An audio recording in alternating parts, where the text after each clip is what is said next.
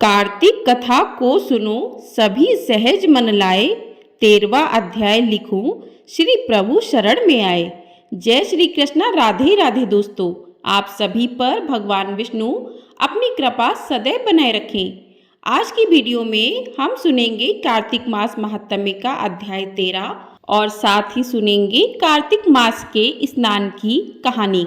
तो आप सभी लोग हमारे साथ जुड़े रहिएगा और वीडियो को अंत तक जरूर देखिएगा। तो चलिए आज का अध्याय प्रारंभ करते हैं।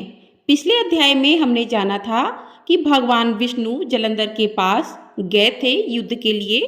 तो आज का अध्याय में है दोनों ओर से गदाओं, बाणों और शूलों आदि का भीषण प्रहार हुआ। दैत्यों के तीक्ष्ण प्रहारों से व्याकुल देवता इधर उधर भागने लगे। तब देवताओं को इस प्रकार भयभीत हुआ देखकर गरुड़ पर चढ़े भगवान युद्ध में आगे बढ़े और उन्होंने अपना सारंग नामक धनुष उठाकर बड़े जोर का टंकार दिया। त्रिलोकी शाब्दित हो गई। पल मात्र में भगवान ने हजारों दैत्यों के सिरों को काट गिराया। फिर तो विष्णु और जलंधर का महासंग्राम हुआ। बाणों से आकाश भर गया। लोग आश्चर्य करने लगे। भगवान विष्णु ने बाणों के वेग से उस दैत्य की ध्वजा, छत्र और धनुष बाण काट डाले। इससे व्यथित हो उसने अपनी गदा उठाकर गरुड़ के मस्तक पर दे मारी। साथ ही क्रोध से उस दैत्य ने विष्णु जी की छाती में भी एक तीक्ष्ण बाण मारा। इसके उत्तर में विष्णु जी के ने उसकी गदा काट दी और अपने सारंग धनुष पर बाण चढ़ाकर उसको भेदना आरंभ किया। इस पर जलंधर इन पर अपने पैने बाण बरसाने लगा। उसने विष्णु जी को कई पैने बाण मारकर वैष्णव धनुष को काट दिया। धनुष कट जाने पर भगवान ने गदा ग्रहण कर ली और शीघ्र ही जलंधर को खींचकर मारी, परंतु उस अग्निवत अमोघ गदा की मार से वह दैत्य कुछ भी चलायमान न हुआ। उसने एक अग्निमुख त्रिशूल उठाकर विष्णु पर छोड़ दिया। विष्णु जी ने शिव के चरणों का स्मरण कर नंदन नामक त्रिशूल से उसके त्रिशूल को छेद दिया। जलंधर ने झपटकर विष्णु जी की छाती पर एक जोर का मुष्टिक मारा। उसके उत्तर में भगवान विष्णु ने भी उसकी छाती पर अपनी एक मुष्टि का प्रहार किया। फिर दोनों घुटने टेक बाहुओं और मुष्टिकों से बाहु युद्ध करने लगे।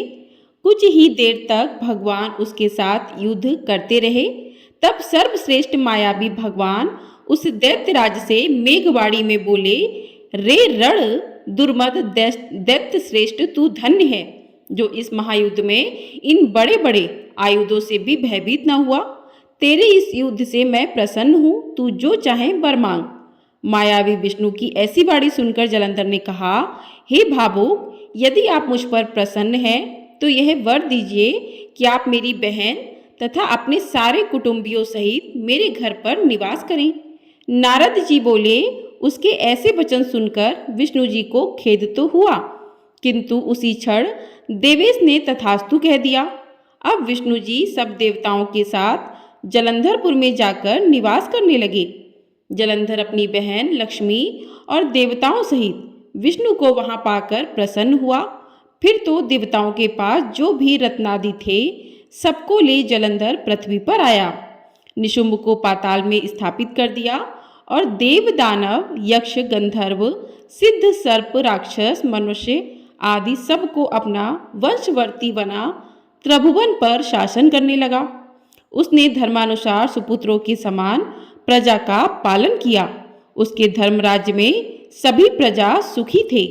बोलिए भगवान विष्णु की जय। तो इस प्रकार से आज का अध्याय पूर्ण होता है। अब सुनते हैं कार्तिक मास के स्नान की कथा। एक नगर में एक ब्राह्मण दंपत्ति रहते थे और वे दोनों प्रतिदिन 7 कोस दूर गंगा व यमुना नदी में स्नान करने के लिए जाते थे। इतनी दूर आने जाने से ब्राह्मण की पत्नी थक जाती थी, इसलिए एक दिन उसने अपने पति से कहा कि हमारा एक पुत्र होता तो कितना अच्छा रहता। पुत्र के बहू आती तो हमें घर वापस आने पर खाना बना हुआ मिलता और बहू घर का काम भी कर लेती। अपनी पत्नी की बात सुनकर ब्राह्मण ने कहा कि तू सही कह रही है, चल मैं तेरे लिए बहू ला ही देता हूँ। ब्राह्मण ने कहा कि एक पोटली में आटा डालकर कुछ मोहरे रख दे। ब्राह्मण के कहे अनुसार उसने पोटली बांधकर दे दी।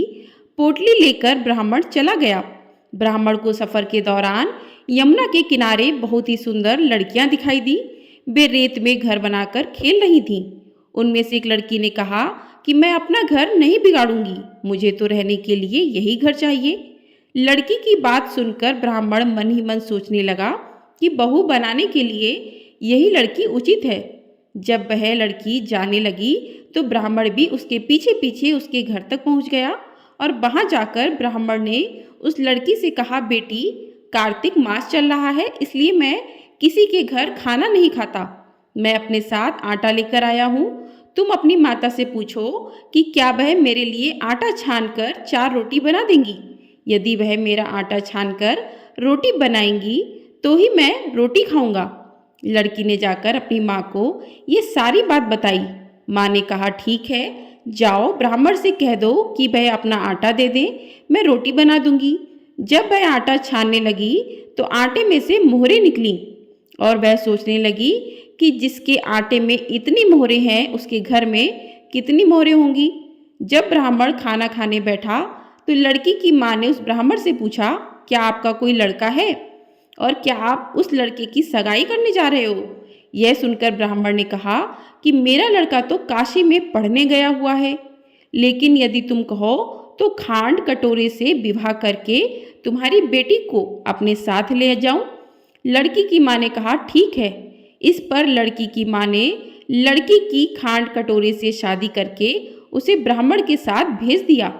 ब्राह्मण ने घर आकर कहा, रामू की माँ, दरवाजा खोलकर देख, मैं तेरे लिए बहू लेकर आया हूँ।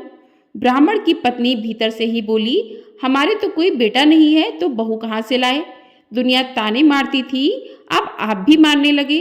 तो ब्राह्मण ने कहा, तू दरवाजा खोल कर तो देख।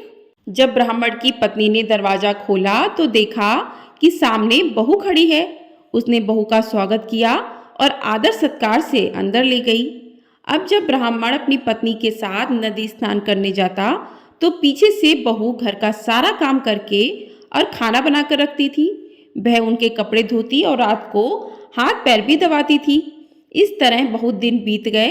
ब्राह्मणी ने अपनी बहू से कहा कि बहू, कभी भी चूल्हे की आग मत बुझने देना और मटके का पानी खत्म मत होने देना।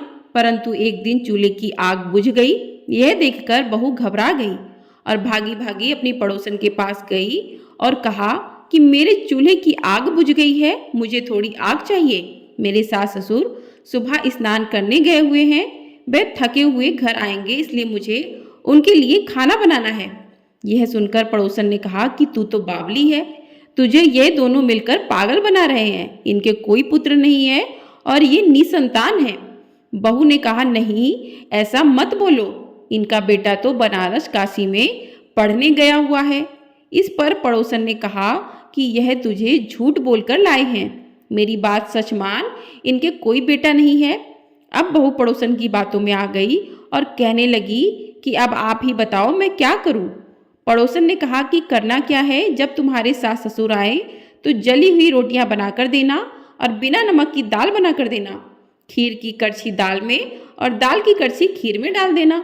पड़ोसन ने उसे अच्छे से सिखा पढ़ा दिया और फिर जब उसके सास ससुर घर आए तो उसने ना तो उनका आदर सत्कार किया और ना ही उनके कपड़े धोए। जब उसने सास ससुर को खाना दिया तो सास बोली, बहू, आज ये रोटियां जली हुई क्यों हैं और दाल भी अच्छी नहीं है। तब बहू ने पलट कर कहा कि एक दिन ऐसा खाना खा लोगे तो कुछ बिगड़ नहीं जाएगा। सास ससुर को खरी खोटी सुनाकर वह फिर से पड़ोसन के पास गई और बोली कि अब आगे क्या करना है। पड़ोसन ने कहा, अब तुम 7 कोठों की चाबी मांग लेना। अगले दिन जब भी स्नान करने के लिए जाने लगे तो बहू अड़ गई कि मुझे तो 7 कोठों की चाबी चाहिए। तब ससुर ने कहा कि इसे चाबी दे दो और सास ने बहू को चाबी दे दी।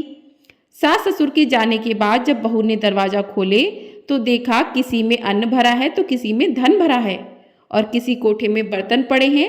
जब उसने सबसे ऊपर का 7वां कोठा खोला तो देखा कि शिवजी, पार्वती माता, गणेश जी, लक्ष्मी माता जी, पीपल, पथवारी, कार्तिक के ठाकुर, राई दामोदर, तुलसी जी का बिड़वा, गंगा यमुना और 33 कोटि देवी देवता विराजमान है। वहीं पर एक लड़का चंदन की चौकी पर बैठा माला जप रहा है। यह सब देखकर उसने लड़के से पूछा कि तुम कौन हो? तब लड़का बोला कि मैं तेरा पति हूँ। अभी दरवाजा बंद कर दे, जब मेरे माता पिता आएंगे तब दरवाजा खोलना। यह सब देखकर बहू बहुत खुश हुई और 16 श्रृंगार कर कर सुंदर वस्त्र पहनकर अपने सास ससुर का इंतजार करने लगी। उसने अपने सास ससुर के लिए अच्छे अच्छे पकवान बनाए। जब उसके सास ससुर घर पर आए तो उसने उनका आदर सत्कार किया और प्रेम पूर्वक खाना खिलाया और हाथ पैर दबाने लगी।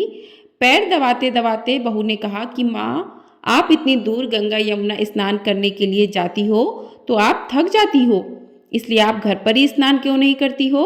यह सुनकर सास कहने लगी कि बेटी, गंगा यमुना घर पर तो नहीं बहती। तब उसने कहा, हाँ माँ जी, बहती हैं, चलो मैं आपको दिखाती हूँ।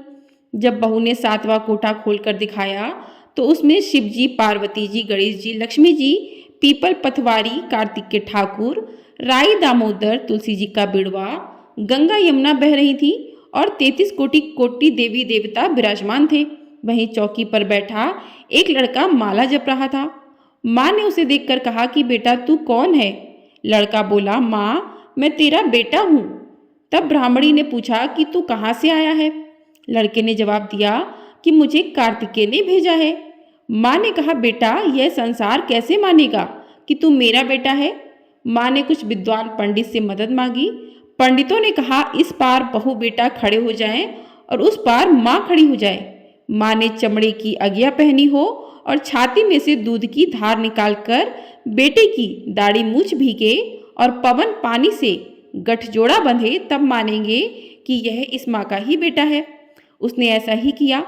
चमड़े की अगिया फट गई और छाती में से दूध की धार निकलकर बेटे की दाढ़ी मूछ भीग गई। पवन पानी से बहू बेटे का गठजोड़ बंध गया। यह सब देखकर ब्राह्मण और उसकी पत्नी की खुशी का ठिकाना न रहा। जैसे ब्राह्मण और ब्राह्मणी को बहू बेटा दिया, वैसे सबको देना। कहते हैं कि इस कथा को पढ़ने से मनुष्य की सभी मनोकामनाएं पूर्ण होती हैं। बोली भगवान विष्णु की जय, बोली कार्तिकेय देवता की जय। तो इस प्रकार से ये कहानी पूर्ण होती है। आपको ये कहानी पसंद आई हो तो वीडियो को लाइक, शेयर, चैनल को सब्सक्राइब ज़रूर कर दीजिएगा। आपको हमारे चैनल पर धनतेरस की कथा और साथ ही प्रदोष व्रत की कथा भी सुनाई जाएगी। यदि आप लोग कथा को सुनना चाहते हैं तो उन कथाओं को भी सुन सकते हैं। और आपको हमारे चैनल पर कार्तिक मास महात्म्य के अध्याय प्रतिदिन सुनाए जा रहे हैं। यदि आपने पिछले अध्याय नहीं सुने हैं तो आप उनको भी सुन सकते हैं और आगे आने वाले सभी अध्याय आप सुन सकें तो उसके लिए आप चैनल को सब्सक्राइब करके बेल आइकन प्रेस कर दें ताकि आपको सभी वीडियो समय से प्राप्त हो सके। और ये वीडियो पसंद आई हो तो कमेंट बॉक्स में राधे राधे अवश्य लिखिएगा। राधे राधे।